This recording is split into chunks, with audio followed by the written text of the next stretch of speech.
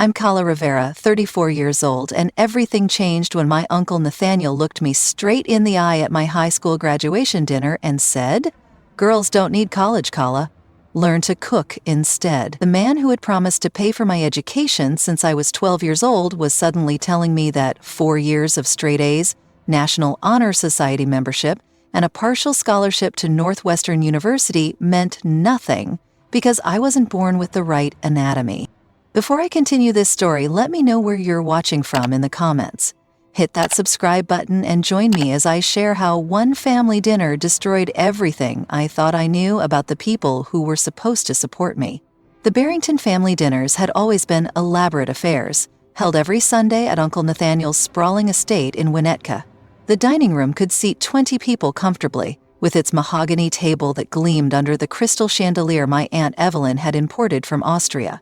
Growing up, these dinners felt like stepping into a different world, one where money wasn't a constant source of anxiety, and where success seemed as natural as breathing. My cousins Julian and Camille would talk casually about their private school experiences, their ski trips to Aspen, their summer internships at companies owned by family friends. I would sit quietly, eating carefully with the proper silverware, trying not to embarrass my father Leo, who always seemed slightly out of place despite being Nathaniel's younger brother. The promise had started when I was 12, just 6 months after my mother Mira died from ovarian cancer. I remember the exact moment because it was the first time I'd felt hope since her funeral. Nathaniel had pulled me aside after dinner, his hand heavy on my shoulder as he looked down at me with what I thought was genuine affection. "Your mother was the smartest woman I ever knew," he'd said, his voice unusually soft. "Would have wanted you to go to college to make something of yourself. Don't worry about the money, Calla. When the time comes, Uncle Nathaniel will take care of everything." He'd said it with such certainty, such finality, that I never questioned it. For 6 years, that promise shaped every decision I made. Dad had been struggling financially since Mom's death, his freelance graphic design work barely covering our basic expenses. The medical bills from Mom's treatment had wiped out what little savings they'd managed to accumulate, and Dad's drinking had gotten progressively worse as the months passed. He'd show up to family dinners with paint under his fingernails and wrinkled shirts, making awkward conversation while Nathaniel's disapproval hung in the air like expensive perfume. I learned to excel academically partly because I genuinely loved learning, but mostly because I knew education was my only path out of the financial instability that defined our household. Every A+ on a test, every academic award, every teacher's recommendation letter felt like a step closer to the future Nathaniel had promised me. Northwestern had offered me a partial academic scholarship worth $18,000, 0 cents per year, which felt like winning the lottery until I calculated that tuition, room, board, and expenses would still cost $23,000, 0 cents annually. I'd assumed this wouldn't be a problem. Nathaniel owned 3 successful real estate development companies, drove cars that cost more than most people's houses, and had recently purchased a vacation home in Martha's Vineyard that he'd casually mentioned cost a few million. $23,000 seemed like pocket change to someone who complained about his property tax bill being higher than my dad's entire annual income. The conversation happened during dessert, Evelyn's famous crème brûlée served on delicate porcelain plates that probably cost more than our monthly grocery budget. I'd just finished telling everyone about my acceptance to Northwestern, barely able to contain my excitement as I described my intended major in economics and my plans to eventually work in corporate finance. Julianne had gotten into Yale the previous year, and Camille was headed to Stanford in the fall, both with their tuition paid in full without any apparent concern about cost. The assumption that my education would be handled the same way seemed natural, expected. "Uncle Nathaniel," I'd said, my voice bright with anticipation, "I wanted to thank you again for everything you've done for me. The Northwestern Financial Aid Office needs confirmation about the remaining tuition by June 15th, so I was wondering when would be convenient to discuss the details." The words came out carefully rehearsed, professional, because I'd practiced this conversation in my bedroom mirror for weeks. I was 17 years old, trying to navigate adult financial discussions with the dignity I thought the moment required. The silence that followed lasted maybe 10 seconds, but it felt like an eternity. Nathaniel set down his spoon with deliberate precision, dabbed his mouth with his napkin, and looked at me with an expression I'd never seen before. Not anger, exactly, but something colder. Disappointment mixed with what seemed like genuine confusion about why I would bring up such a topic. "Calla," he said slowly, "I think there's been a misunderstanding." His voice carried the same tone he used when explaining basic business concepts to people he considered intellectually inferior. "Girls don't need college degrees to be successful. What you need is to learn practical skills, cooking, household management, maybe some basic accounting. College is an expensive waste of time that will only fill your head with ideas that won't serve you in the real world." The room became so quiet I could hear the grandfather clock in the hallway ticking. Dad's face had gone pale, his hands gripping his coffee cup like it was the only thing keeping him anchored to his chair. Evelyn continued eating her dessert as if nothing unusual had been said, while Julian and Camille exchanged glances that suggested this wasn't entirely surprising to them. I felt something cold spreading through my chest, a sensation like drowning in slow motion while everyone around me continued breathing normally. "But you promised," I whispered, my voice barely audible. "When Mom died, you said you would take care of my education. You said she would have wanted me to go to college." The words sounded pathetic even to me, like a child pleading for a toy they'd been told they couldn't have. Nathaniel's expression softened slightly, but not in a way that offered any comfort. "That was before I realized how the world actually works," he said. "Look at your Aunt Evelyn. She never went to college, and she's perfectly happy managing our household and supporting my career. That's a woman's role, Calla. College will just make you dissatisfied with the life you're meant to live." The Northwestern Financial Aid Office gave me exactly 14 days to secure the remaining $23,000 from my freshman year or forfeit my spot. I spent the first 3 of those days in a kind of shocked paralysis, cycling between rage at Nathaniel's betrayal and panic about my suddenly uncertain future. Dad had mumbled something about trying to help, but we both knew his sporadic income and damaged credit made him useless as a cosigner for student loans. I called 17 different banks and lending institutions, each conversation ending the same way.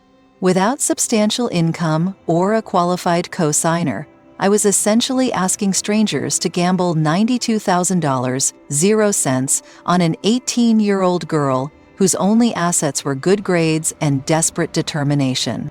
The solution came from Mrs. Patterson, my high school guidance counselor, who handed me a thick folder of scholarship applications and work-study programs with the kind of resigned sympathy reserved for students she knew were about to learn hard lessons about economic reality. "These are long shots," she warned, "but you've got the grades and the circumstances that make you competitive for need-based aid." I spent 4 days filling out applications, writing essays about overcoming adversity, and providing detailed financial documentation that made our poverty feel clinical and official. Most scholarships wouldn't be awarded until after the Northwestern deadline, but I applied anyway, clinging to the possibility that someone, somewhere, might believe I was worth investing in. By some miracle, 3 smaller scholarships came through in the final week: a $3,000 award from the local Rotary Club, $2,500 from a women's education foundation, and $1,200 from our church, which barely attended but whose congregation remembered my mother fondly. Combined with my federal financial aid and the money I'd saved from 2 years of part-time work at a local coffee shop, I had enough to cover my first semester with exactly $347 left over. Northwestern's admissions office accepted my partial payment with the understanding that I'd need to secure funding for spring semester by December, a deadline that felt both impossibly close and mercifully distant. Moving into my dorm room that August felt like escaping into a different universe. My roommate Sierra was from Connecticut, her parents both doctors who'd casually mentioned paying her tuition 4 years in advance to lock in the current rates.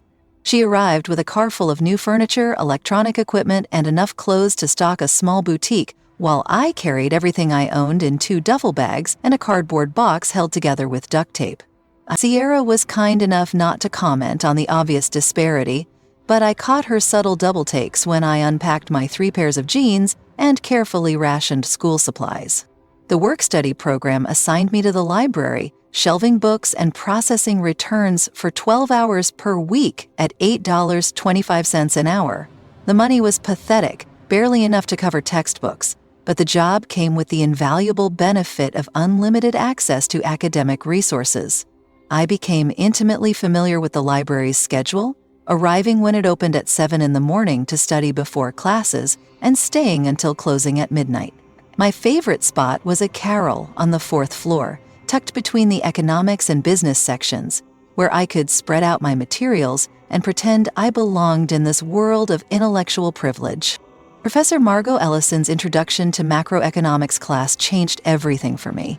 She was brilliant in a way that made complex theories feel accessible, and she had a particular talent for connecting abstract economic principles to real-world situations that mattered to students like me. During office hours, she'd noticed that I was taking detailed notes on everything, including material that wouldn't be on exams, and she started recommending additional readings that weren't required but would deepen my understanding. "You have an intuitive grasp of market dynamics," she told me after I'd submitted a paper analyzing local housing costs that earned the only A+ in the class. "Have you considered a double major in finance?" The suggestion was both thrilling and terrifying. A double major meant additional coursework, which translated to more time on campus and higher costs for textbooks and materials. But it also meant better job prospects after graduation, potentially significant enough to justify the investment.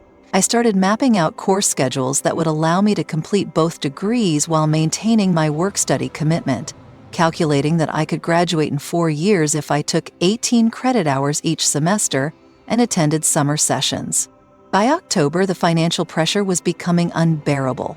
My meal plan covered breakfast and lunch, but dinner was often skipped or consisted of ramen noodles prepared in my dorm room using a contraband hot plate. I applied for a second job at a local restaurant that needed weekend dishwashers, adding another 16 hours of work to my already packed schedule. The restaurant job paid $10.00 an hour in cash, which felt like a fortune until I calculated that my weekly take-home pay was still barely enough to cover textbooks, laundry, and the occasional necessity like winter boots or a replacement backpack when my old one finally disintegrated. The Christmas break revelation came when I called Dad to discuss spring semester funding. He'd been drinking, which I could tell from the way he slurred certain words and took too long to respond to questions. "Nathaniel offered to help with your tuition," he said, his voice carrying a mixture of hope and shame. "He called last week and said maybe he'd been too harsh. He wants to discuss it over dinner when you're home for break." The possibility that my uncle might have reconsidered filled me with desperate relief mixed with deep suspicion.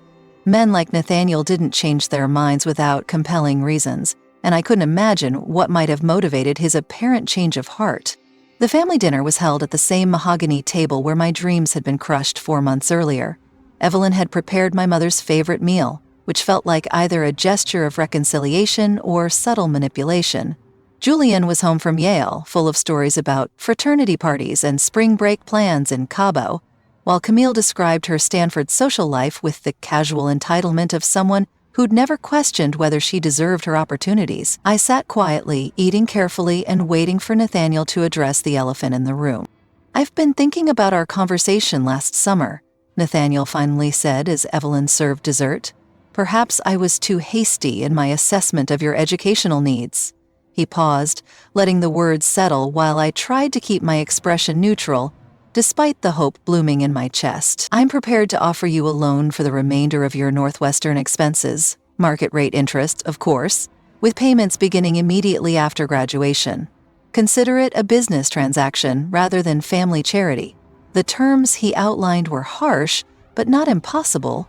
15% annual interest, monthly payments calculated to retire the debt within 10 years, and a personal guarantee that would make me liable even if I couldn't find employment after graduation. I accepted immediately, too desperate and too young to fully understand what I was agreeing to. The loan would cover my remaining tuition, room and board, but it would also saddle me with approximately $180,000, 0 cents, in debt by graduation.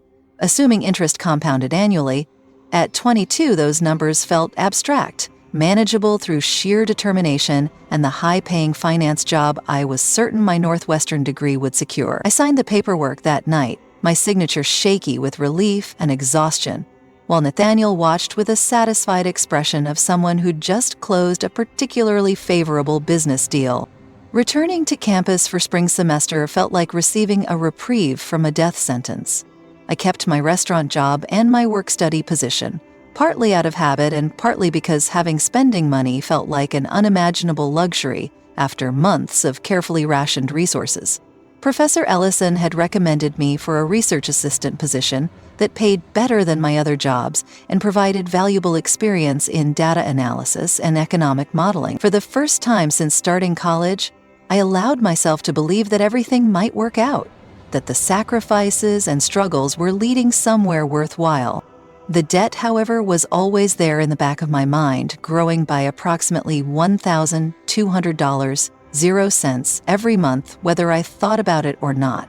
During quiet moments in the library, I'd calculate potential salaries against loan payments, trying to envision a future where financial security was possible rather than just theoretical. The numbers were daunting, but not impossible. Assuming I could secure the kind of entry-level position that Northwestern's Career Services Department claimed was typical for economics graduates.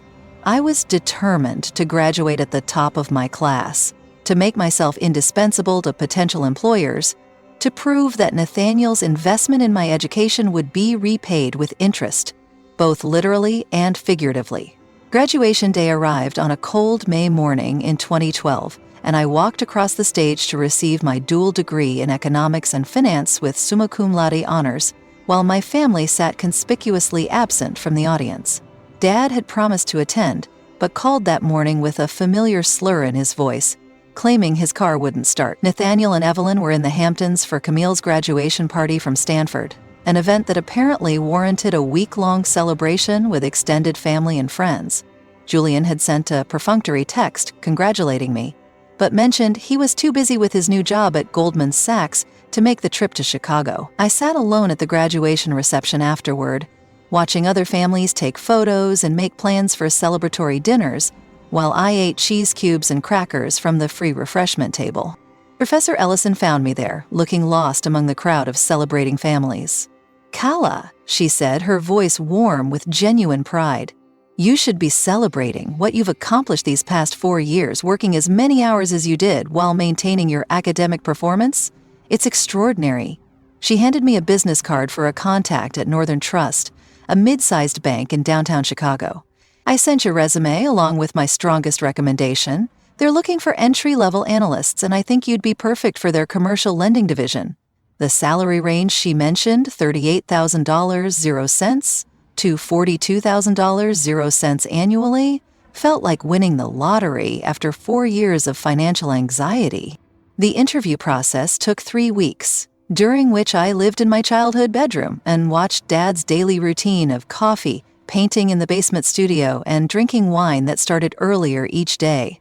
Our house felt smaller than I remembered, the walls thin enough that I could hear him crying sometimes late at night when he thought I was asleep. He'd ask occasionally about my job prospects, but his questions carried an undertone of worry that suggested he understood our financial interdependence better than either of us wanted to acknowledge. My student loan payments would begin in November, and I'd calculated that even with an entry-level banking salary, I'd need to live extremely cheaply to manage both my debt and basic living expenses. Northern Trust offered me the position at $39,500.00 annually with standard benefits and the possibility of advancement based on performance. The job title was Commercial Lending Associate, which sounded impressively professional until I learned that my primary responsibilities involved data entry, filing loan documents, and preparing coffee for senior loan officers during client meetings. My cubicle was in the basement of the building, sharing space with the mailroom and storage areas, where the fluorescent lighting flickered constantly and the ventilation system couldn't quite manage the musty smell of old paper and industrial cleaning products. The work itself was mind-numbing but stable, which felt like a luxury after years of uncertainty. I processed loan applications, verified financial information, and maintained detailed records of payment histories and client communications.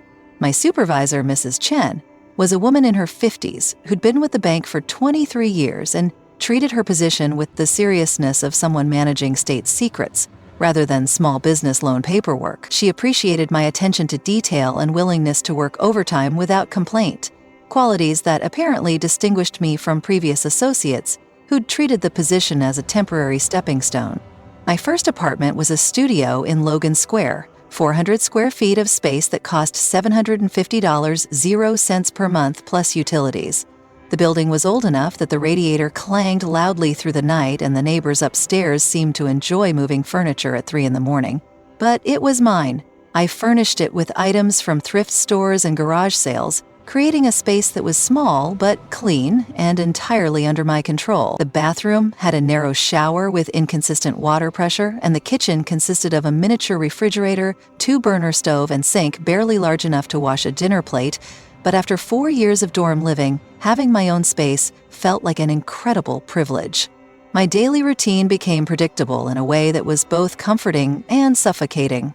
I'd wake at 6:30, take the Blue Line downtown, work 9 hours processing loan documents, then return home to eat dinner alone while reviewing financial news and banking industry publications. Weekends were spent grocery shopping, doing laundry, and occasionally meeting former classmates for coffee, though those social connections gradually faded as everyone became absorbed in their own career trajectories and financial responsibilities.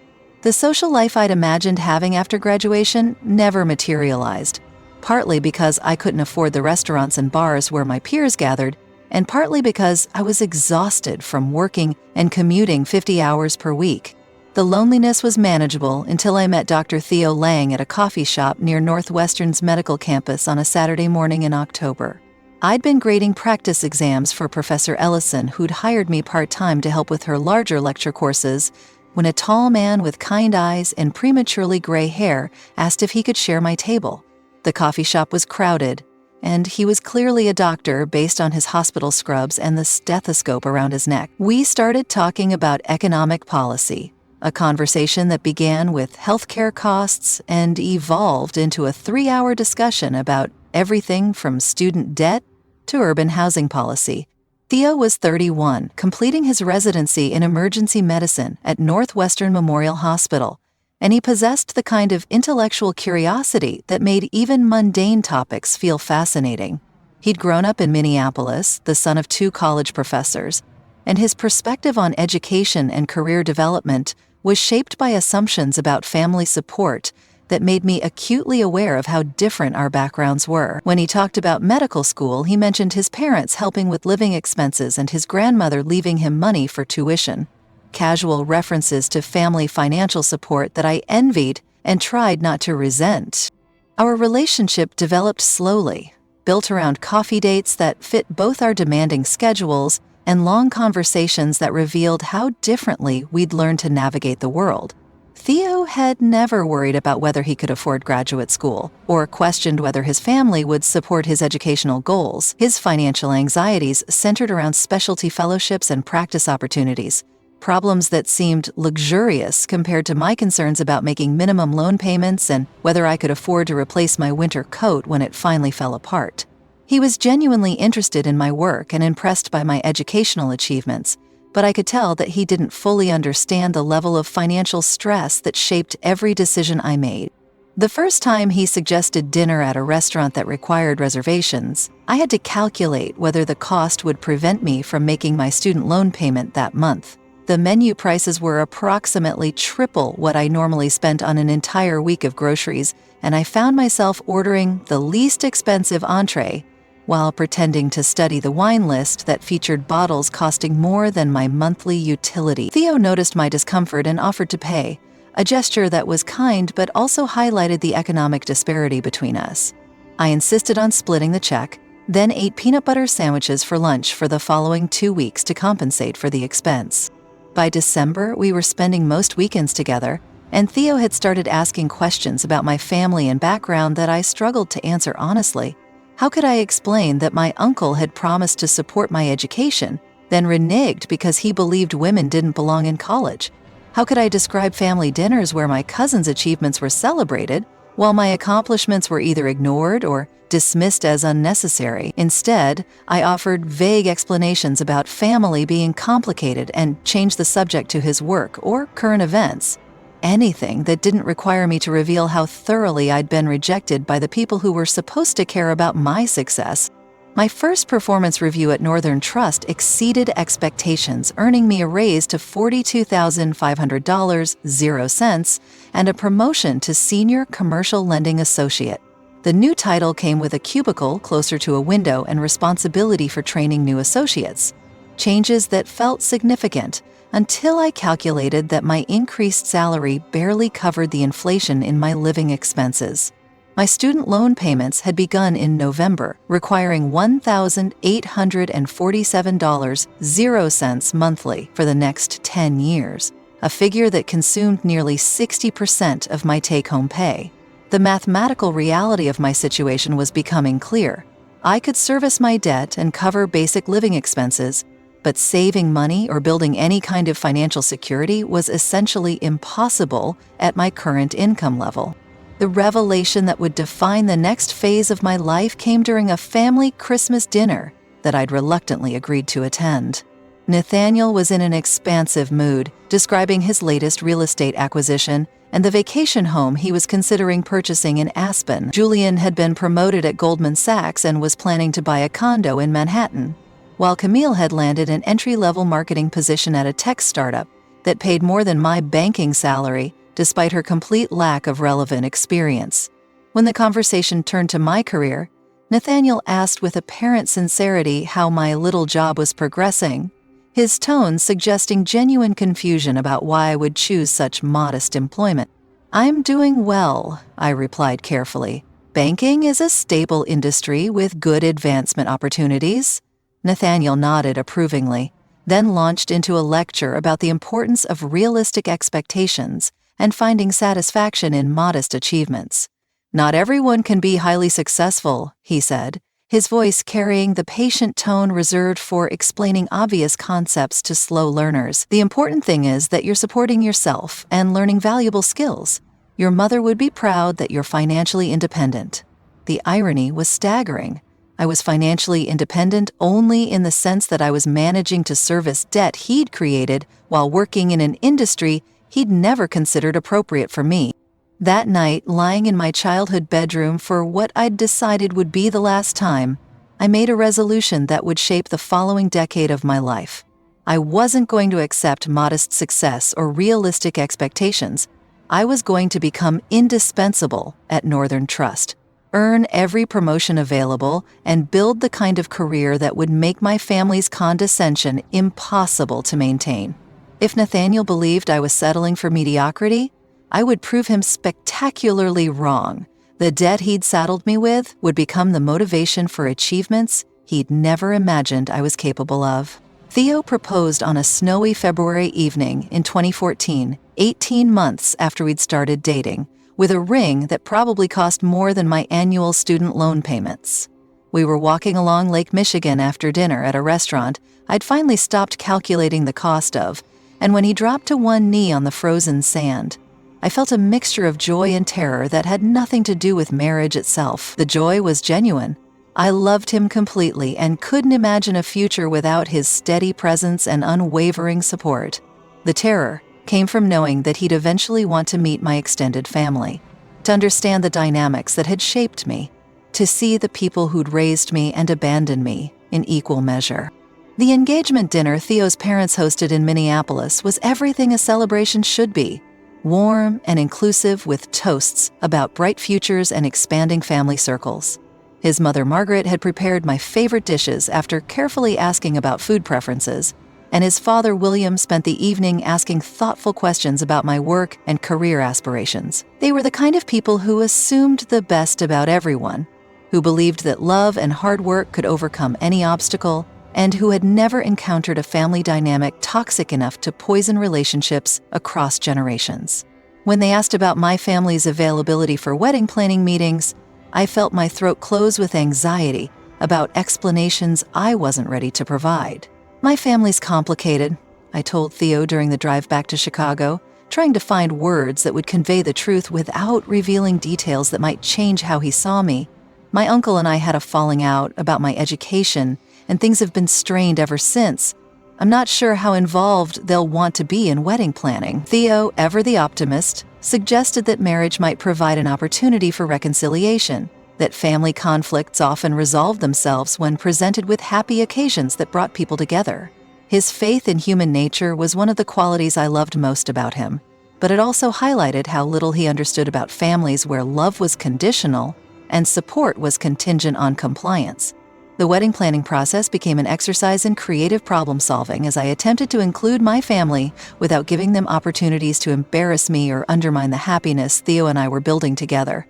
I invited Dad to walk me down the aisle, knowing he'd probably show up sober and appropriately dressed if given enough advance notice and explicit instructions. Nathaniel and Evelyn received invitations as a matter of form, though I secretly hoped they'd be too busy to attend.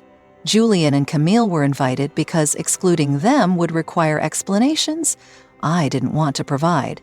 But I strategically seated them far from Theo's family and asked the venue coordinator to limit their access to the open bar. The rehearsal dinner revealed exactly why I'd been dreading family integration. Dad arrived on time and appropriately dressed, but his nervous energy manifested in too loud laughter and stories about my childhood that emphasized our family's financial struggles in ways that made Theo's parents visibly uncomfortable. Julian spent the evening name-dropping clients from Goldman Sachs and explaining investment strategies to anyone within earshot, while Camille dominated conversations about the wedding planning process by describing her own future wedding in terms that made mine seem modest by comparison. Nathaniel and Evelyn arrived late, apologizing for their delay with explanations about traffic that everyone knew were fabricated excuses for making an entrance. The moment I'd been dreading occurred during the toasts, when Nathaniel rose with his wine glass and requested permission to say a few words about his beloved niece. His speech began warmly enough, acknowledging my academic achievements and praising Theo for recognizing my potential, but gradually shifted into a lecture about the importance of practical expectations and realistic life goals. Calla has always been ambitious, he said, his tone suggesting this was a character flaw rather than a strength. And while ambition is admirable in moderation, I hope marriage will help her find satisfaction in building a stable traditional life, rather than constantly striving for achievements that may ultimately prove elusive. The reception continued with forced smiles and polite conversation, but I could see the confusion in Margaret and William's expressions as they processed Nathaniel's backhanded compliments and condescending advice. Theo spent the remainder of the evening in damage control mode, deflecting his parents' questions about my family dynamics while maintaining the gracious demeanor expected of a groom. By the time we left for our honeymoon in Ireland, I was emotionally exhausted from managing family interactions and deeply embarrassed about the impression my relatives had made on the people whose respect I desperately wanted to earn.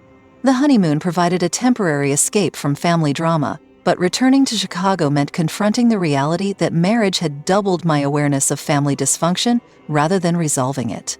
Theo's parents called regularly to check on our adjustment to married life, and their questions invariably included polite inquiries about my family that I struggled to answer honestly. Meanwhile, my own family seemed to interpret the wedding as evidence that I'd settled into appropriate domesticity, with Evelyn sending articles about homemaking and Nathaniel offering unsolicited advice about managing household finances on a modest income.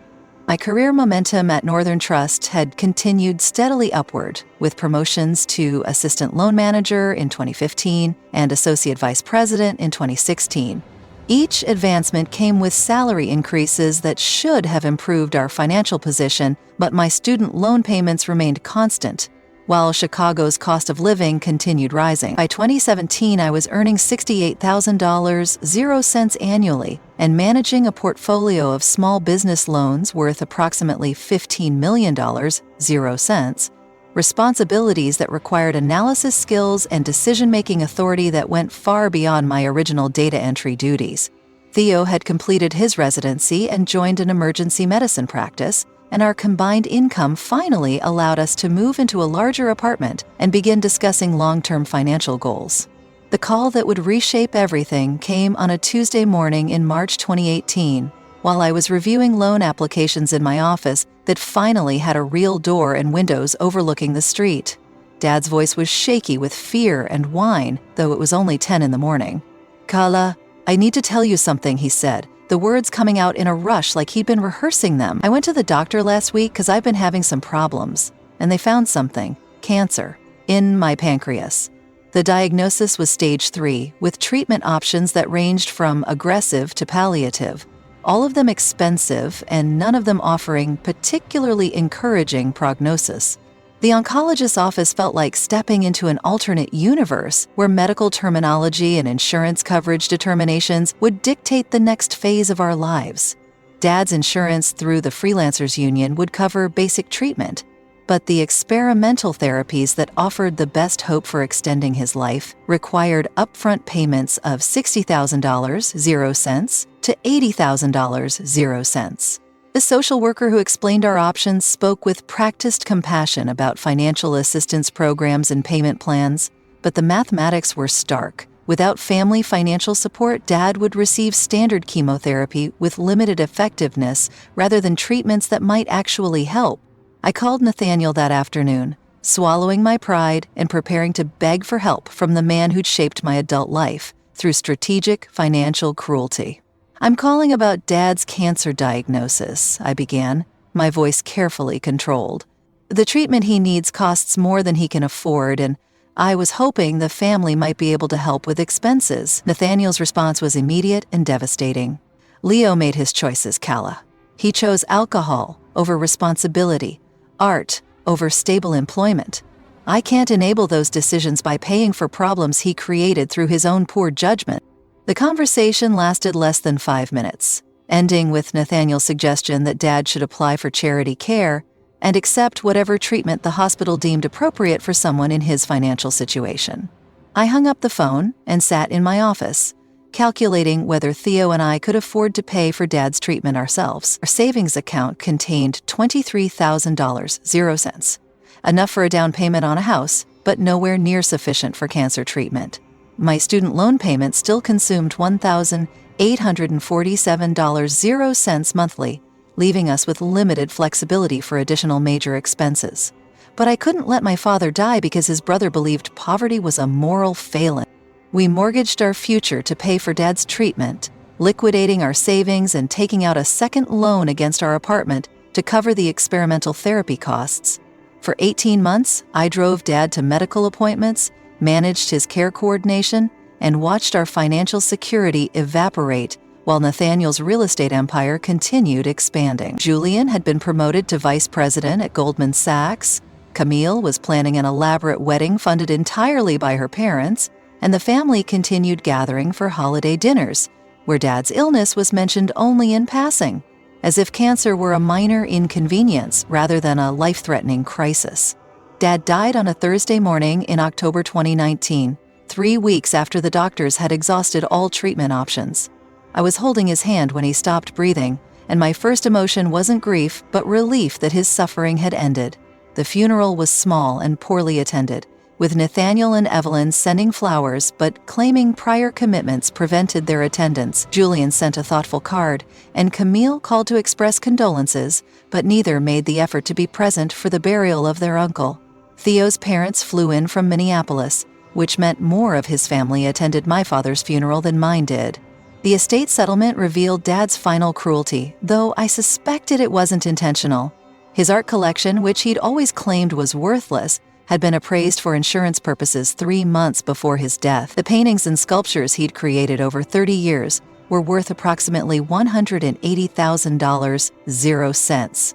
A figure that stunned me with its implications about the life he could have lived if he'd been better at self-promotion or more willing to commercialize his talent. But the will had been written 15 years earlier, during a period when he and Nathaniel had been on better terms, and it left everything to his older brother, with the understanding that family assets should remain within the Barrington family line. I contested the will, hiring a lawyer with money we couldn't afford to argue that Dad's estrangement from Nathaniel and his financial support of my cancer treatment should be considered evidence of changed intentions. The legal process took 8 months and cost $15,000, 0 cents in attorney fees, ultimately resulting in a settlement that awarded me $30,000, 0 cents, while Nathaniel retained the remainder of Dad's artistic legacy. It was enough to pay off the medical debts we'd accumulated, but not enough to restore the financial security we'd sacrificed to extend Dad's life by 18 months. The grief and financial stress began affecting my marriage in ways that neither Theo nor I had anticipated. He'd grown up believing that family crises brought people together, that shared difficulties strengthened relationships rather than destroying them. My family's response to Dad's illness had confused and disturbed him, and he struggled to understand how people could be so callous toward their own relatives. Why didn't they help? He asked repeatedly, as if there were a logical explanation that would make their behavior comprehensible. I didn't know how to explain that my family's love had always been conditional, contingent on compliance and gratitude that I'd never been willing to provide. By 2020, our marriage had become a careful negotiation around topics that might trigger discussions about family, money, or the future we'd planned before cancer consumed our savings and revealed the depths of my relatives' indifference. Theo wanted children, a house in the suburbs, and the kind of stable middle-class life his parents had modeled. I wanted those things too, but I also wanted financial security that seemed impossible while carrying $200,000, 0 cents, in combined student loan and medical debt. The pandemic gave us an excuse to postpone major decisions, but it also highlighted how differently we processed stress and disappointment. The divorce was finalized in November 2021, conducted with a kind of mutual respect and sadness that characterized relationships destroyed by circumstances rather than fundamental incompatibility. Theo kept the apartment and most of our furniture, while I moved into a studio that cost half our previous rent and tried to rebuild my life around work, debt service, and the hard-earned knowledge that family could abandon you, even when you needed them most. At 31, I was single, financially compromised, and absolutely determined to never again depend on anyone else for security or support. The studio apartment I moved into after the divorce was in a neighborhood that real estate agents euphemistically described as up and coming, which meant the rent was affordable because most people were afraid to walk the streets after dark. The building was a converted warehouse with thin walls, inconsistent heating, and neighbors who seemed to conduct most of their personal business at volumes that made privacy impossible. My unit was on the 4th floor, accessible only by stairs that creaked ominously under any weight, and the single window overlooked an alley where the dumpsters attracted rats bold enough to ignore human presence. It was exactly the kind of place I could afford, while dedicating every available dollar to debt elimination and career advancement. The divorce had been emotionally devastating, but financially clarifying in ways I hadn't expected. Without Theo's income to rely on, I was forced to confront the mathematical reality of my situation with brutal honesty. My student loan balance had grown to $190,000, 0 cents. Despite 3 years of payments, my share of the medical debt was $47,000, 0 cents, and my annual salary of $72,000, 0 cents, meant I was essentially treading water financially rather than making meaningful progress toward freedom. The only solution was earning more money, which meant becoming indispensable at Northern Trust and positioning myself for promotions that would double my income within 5 years. My strategy involved volunteering for every high-profile project, working overtime without compensation, and building relationships with senior management that went beyond normal reporting structures. I arrived at the office by 7 each morning and rarely left before 8 in the evening, using the quiet hours before and after normal business to study loan portfolios, market trends, and regulatory changes that affected our industry. The other loan officers began referring to me as the one who lives here, but my dedication was noticed by Elizabeth Morrison, the senior vice president who oversaw commercial lending operations. Elizabeth became an unexpected mentor, perhaps because she recognized something of her own younger self in my relentless work ethic and obvious hunger for advancement. She'd started at Northern Trust as a teller in 1987, working her way up through every level of the organization during an era when women in banking faced obstacles that made my challenges seem manageable by comparison. Intelligence and competence aren't enough, she told me during one of our informal coffee meetings. You need to understand that banking is ultimately about risk assessment, and the people making decisions about your career are constantly evaluating whether promoting you represents a good investment in the organization's future. The opportunity that would transform my career came in the form of a crisis that threatened Northern Trust's relationship with one of its largest commercial clients. Meridian Construction had been banking with us for 15 years, maintaining credit lines worth $8 million, 0 cents, that generated substantial fee income. But their expansion into residential development had coincided with changes in local zoning regulations, leaving them with properties they couldn't develop and debt service obligations they couldn't meet. The account was hemorrhaging money, and the executive committee was preparing to force liquidation that would result in significant losses for both Meridian and the bank. I'd been following the Meridian situation peripherally as part of my general monitoring responsibilities, but when Elizabeth mentioned the account during a staff meeting, I realized I'd identified a potential solution that no one else had considered. The zoning changes that prevented residential development actually created opportunities for commercial projects that would be more profitable and less risky than the housing subdivisions Meridian had originally planned. I spent a weekend researching comparable properties, analyzing market demand for office and retail space, and preparing a presentation that outlined how restructuring rather than liquidating the loans could benefit everyone involved. Elizabeth was initially skeptical about my proposal, pointing out that loan restructuring required approvals from senior management who preferred concrete solutions to creative problem solving. But she agreed to present my analysis to the executive committee, and 3 weeks later, I found myself in the bank's boardroom, explaining my recommendations to people whose annual salaries exceeded my lifetime earnings. The presentation went better than I'd dared hope, with several committee members asking detailed questions that demonstrated genuine interest in the restructuring plan. Meridian accepted the modified terms, and within 8 months their financial position had stabilized enough that they were current on all obligations and exploring additional credit relationships with Northern Trust. My role in saving the account earned me a promotion to Vice President of Commercial Lending, with a salary increase to $95,000, 0 cents. More importantly, it established my reputation as someone who could solve complex problems and generate profitable solutions, rather than simply processing paperwork and following established procedures. The promotion came with an office that had 2 windows and enough space for a proper desk, filing cabinets, and a small conference table where I could meet with clients privately. After 5 years in cubicles and shared spaces, having a door I could close felt like achieving professional legitimacy. I decorated the walls with my economics degree, banking certifications, and a framed photo of the Northwestern campus that reminded me daily of how far I'd traveled from the abandoned 18-year-old who'd nearly been forced to forfeit her education. My personal life remained deliberately minimal, focused entirely on work and debt elimination. I'd adopted a monk-like existence that involved 12-hour workdays, meals prepared at home from basic ingredients, and entertainment limited to library books and streaming services. Social invitations were politely declined, dating was completely avoided, and vacations were theoretical concepts for people with disposable income. Every dollar not absolutely essential for survival was directed toward loan payments, and I'd calculated that maintaining this lifestyle would eliminate my debt entirely by age 36.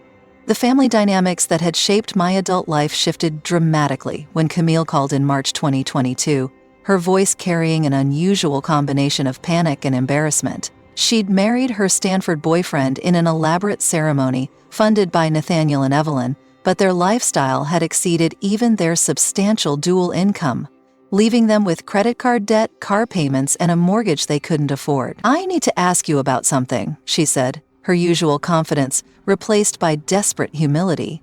"Dad mentioned that you work in commercial lending now, and I was wondering if you could help me understand some banking procedures." The conversation revealed that Camille and her husband needed approximately $180,000, 0 cents, to consolidate their debt and avoid bankruptcy, a figure that would have been amusing if it weren't so close to my own financial obligations. She'd assumed that family connections would make loan approval automatic, and seemed genuinely shocked when I explained that banks evaluate creditworthiness based on income, assets, and payment history rather than relationship to employees. "But you're my cousin," she said, as if kinship were a form of collateral that could secure financing. I agreed to review their financial documentation and provide guidance about improving their credit profile, partly from professional obligation and partly from curiosity about how someone with every advantage could create such financial chaos. Their spending patterns revealed a complete disconnect from economic reality, with monthly expenses that exceeded my annual salary and debt accumulation that suggested they'd never considered the possibility that resources might be limited. I'd prepared a comprehensive analysis of their situation and recommended debt consolidation strategies that would require significant lifestyle changes and probably family financial assistance. Nathaniel's response to his daughter's financial crisis was immediate and comprehensive in ways that highlighted the selective nature of his willingness to help family members. He personally guaranteed the consolidation loan, restructured Camille's mortgage to reduce monthly payments, and provided $50,000, 0 cents, in cash to cover immediate expenses. The entire rescue operation was completed within 2 weeks, conducted with the efficiency and generosity that had been conspicuously absent when I'd needed help with college tuition or Dad's medical bills. The contrast wasn't lost on me, but it also provided valuable insight into family dynamics I'd been too young to fully understand during my own financial struggles. Nathaniel's support was contingent on compliance with his vision of appropriate life choices, and Camille's traditional marriage and suburban lifestyle aligned with his values in ways that my educational ambitions and career focus never had. His willingness to rescue her from financial irresponsibility while refusing to invest in my potential revealed priorities that had nothing to do with fairness or family loyalty. My portfolio performance at Northern Trust continued exceeding expectations, with loan defaults below industry averages and fee income substantially higher than previous years. Elizabeth had been promoted to executive vice president, and she'd begun including me in strategic planning meetings where senior management discussed market opportunities and competitive positioning. "You've proven yourself capable of handling complex situations," she told me during my annual review. "The question now is whether you want to remain in commercial lending or explore other areas of the bank where your analytical skills might be equally valuable." The opportunity she had in mind was a newly created position overseeing special assets management, which involved evaluating distressed loans and determining whether restructuring, liquidation, or legal action would best serve the bank's interests.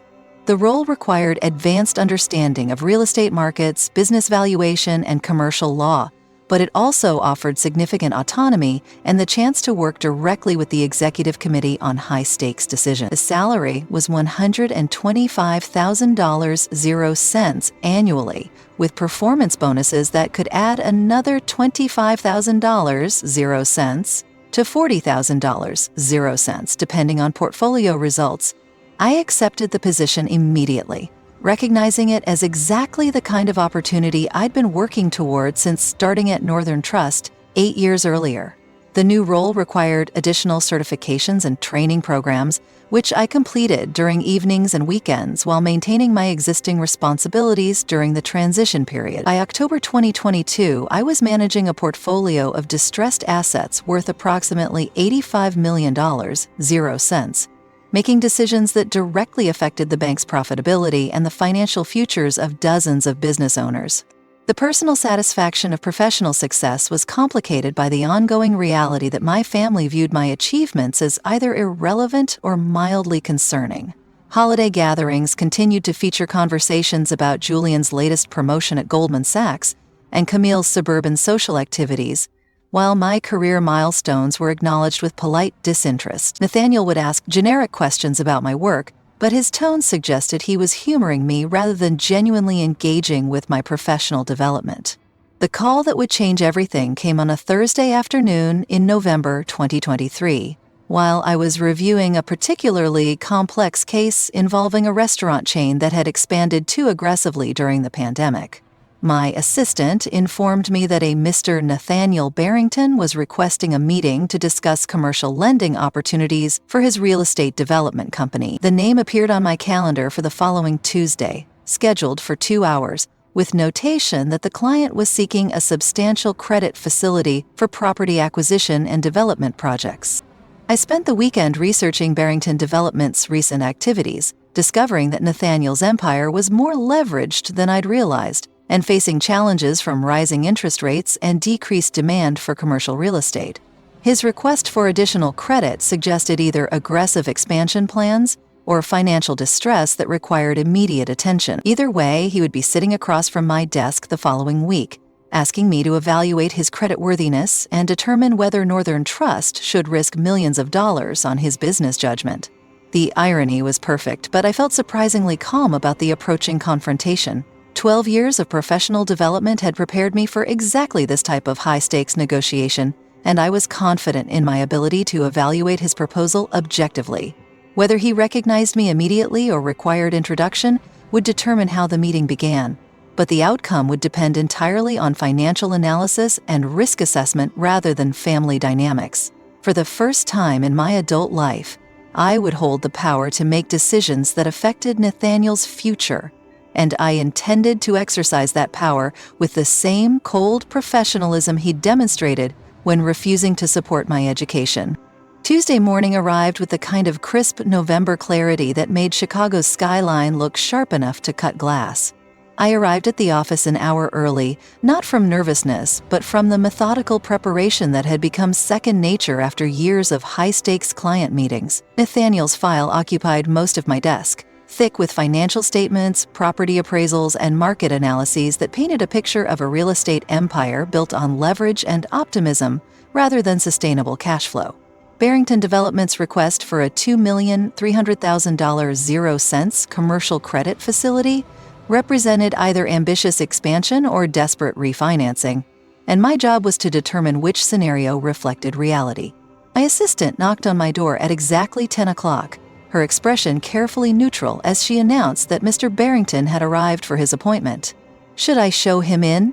she asked, and I nodded while straightening the documents I had arranged across my conference table. 12 years of professional development had taught me to control every variable I could influence, from room temperature to seating arrangements, and I'd prepared this space like a chess player positioning pieces for a critical endgame. Nathaniel entered my office with the confident stride of someone accustomed to being the most important person in any room, his expensive suit and Italian leather shoes, announcing his success before he spoke a word. He was older than I remembered, his hair completely gray now, and his face showing lines that suggested recent stress. But his posture remained commanding. He paused just inside the doorway, his eyes scanning my diplomas and certifications before settling on the nameplate that identified me as Calla Rivera, Vice President of Special Assets Management. The recognition came in stages, like watching someone solve a complex puzzle. First confusion, as he processed the familiar name in an unexpected context. Then disbelief, as he studied my face and tried to reconcile the confident professional sitting behind an executive desk with his memory of the desperate 18-year-old he'd abandoned 12 years earlier. Finally, acceptance, accompanied by what might have been embarrassment or calculation, as he realized that his financial future now depended on the approval of the woman whose education he'd considered worthless. "Calla," he said finally, his voice carrying none of its usual authority. "I didn't realize you worked here." He remained standing near the door, apparently uncertain whether our family relationship trumped normal business protocol or complicated it beyond navigation. I gestured toward the chair across from my desk, my expression professionally pleasant but offering no hint of personal warmth or familial recognition. "Please, have a seat, Mr. Barrington," I replied, using his formal name deliberately. "I've reviewed your preliminary application and I have several questions about your financing needs and collateral position." I opened his file and spread the financial documents across my desk, treating him exactly as I would any other client seeking substantial credit from Northern Trust. The power dynamic that had defined our relationship for my entire life had been completely reversed, and I intended to exercise my professional authority with the same dispassionate efficiency he'd demonstrated when rejecting my educational ambitions.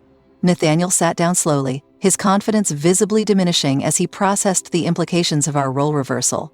The nephew who'd once lectured me about realistic expectations and practical skills was now asking me to evaluate his business judgment and determine whether his projects deserved bank financing. He launched into a prepared presentation about market opportunities and development timelines, but his usual commanding delivery was undermined by obvious discomfort with our changed circumstances.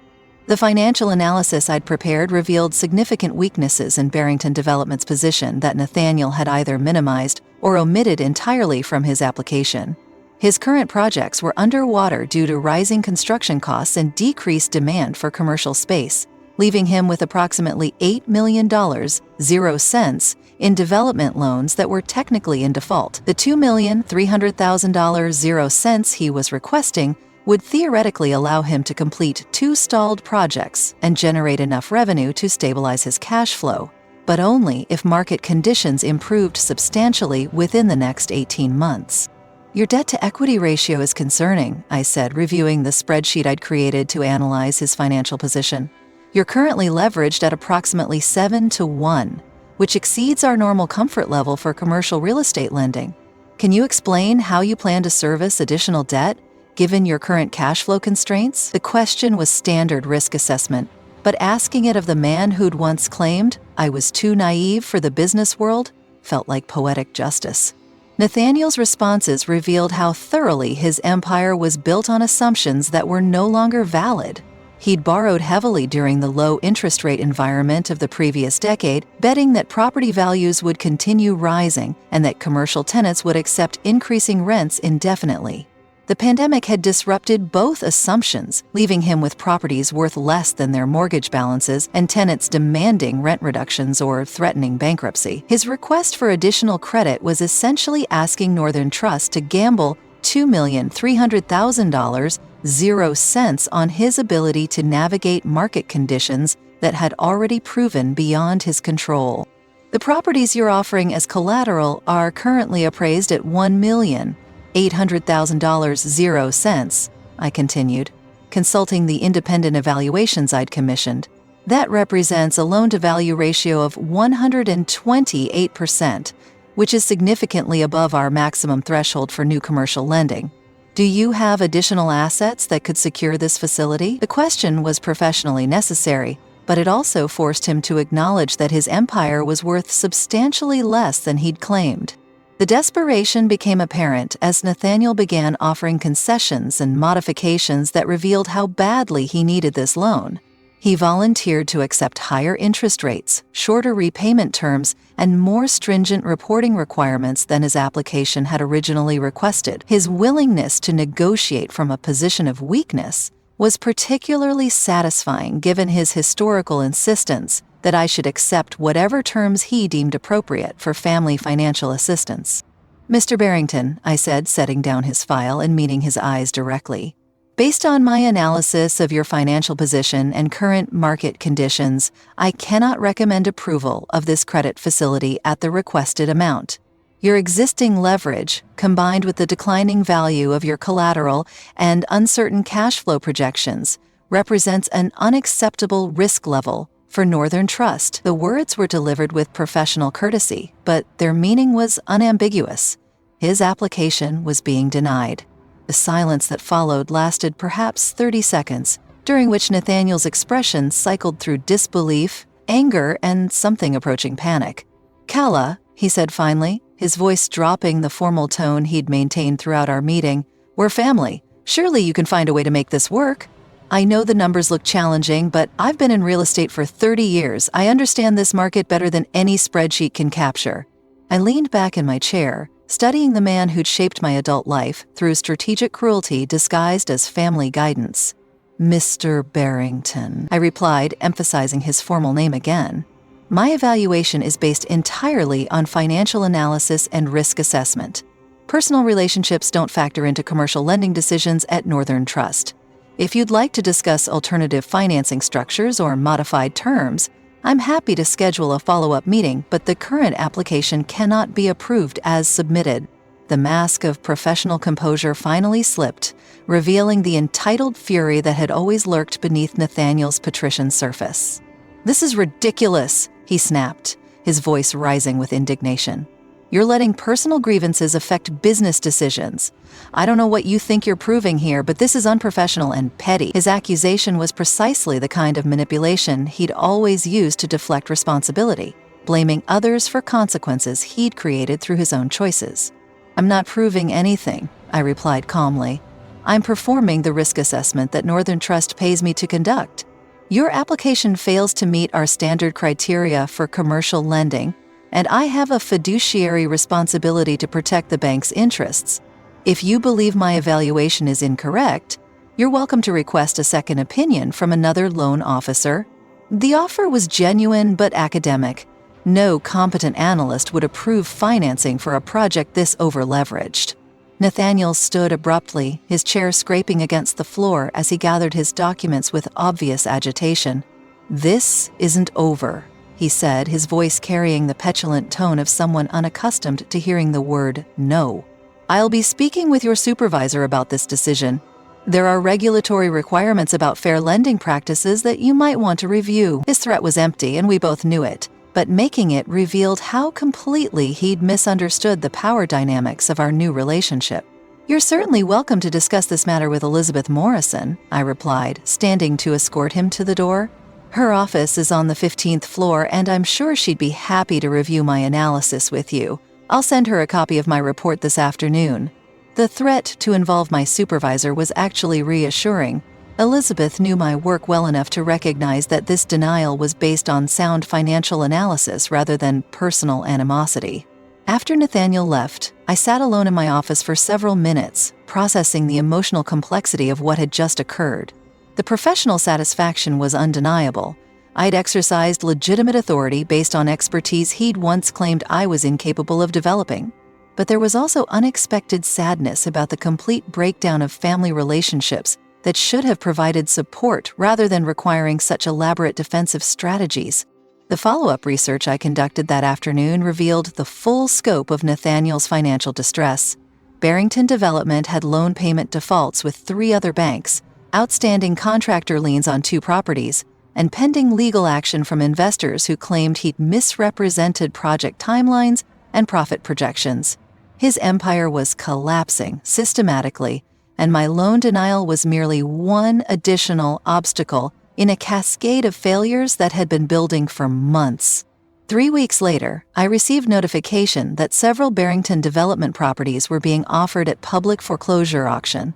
The properties included the office building where Dad's art studio had been located, and the warehouse where Nathaniel had stored equipment for his first construction projects 30 years earlier. I attended the auction as a private citizen rather than a bank representative, using savings I'd accumulated through years of disciplined spending to purchase 2 properties for substantially less than their previous market value. The irony was perfect and devastating. The man who'd refused to invest in my education because he believed I was incapable of building wealth was now watching me acquire his assets at bargain prices.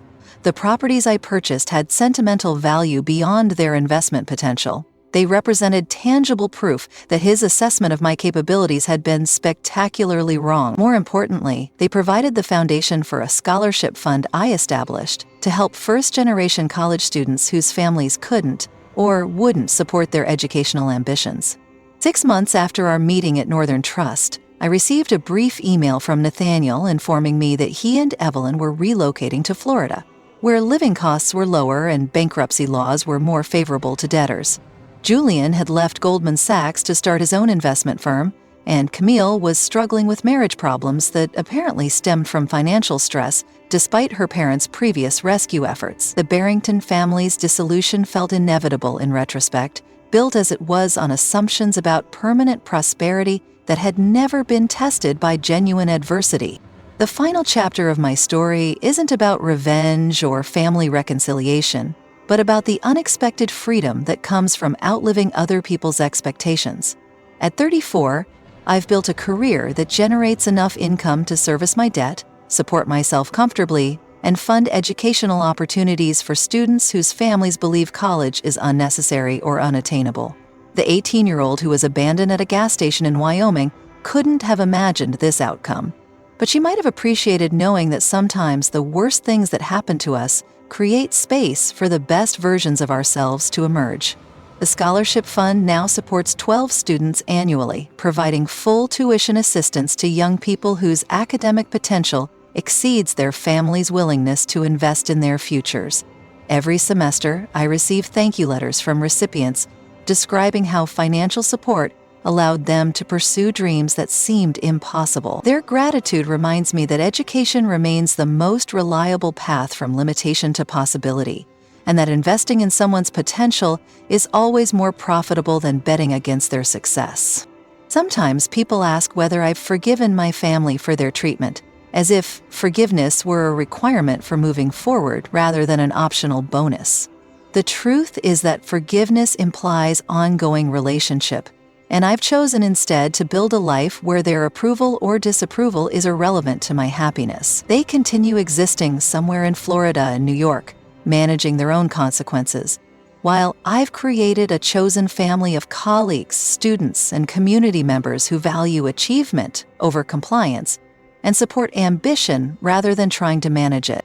The real victory wasn't denying Nathaniel's loan application or watching his empire collapse, though both provided satisfying closure to chapters of my life that had remained painfully open for too long. The real victory was discovering that strength doesn't require audience or acknowledgement, that success doesn't require family validation, and that the best revenge is building something so meaningful that the people who hurt you become irrelevant to your story rather than central to it. If you've stayed with me through this entire journey, thank you for witnessing how abandonment can become liberation when you're willing to do the work of rebuilding yourself from scratch. Sometimes the family you choose matters more than the family you're born into, and sometimes the worst day of your life becomes the first day of your real life. Share your own stories of overcoming family obstacles in the comments below. And remember that your potential is never limited by other people's inability to recognize it.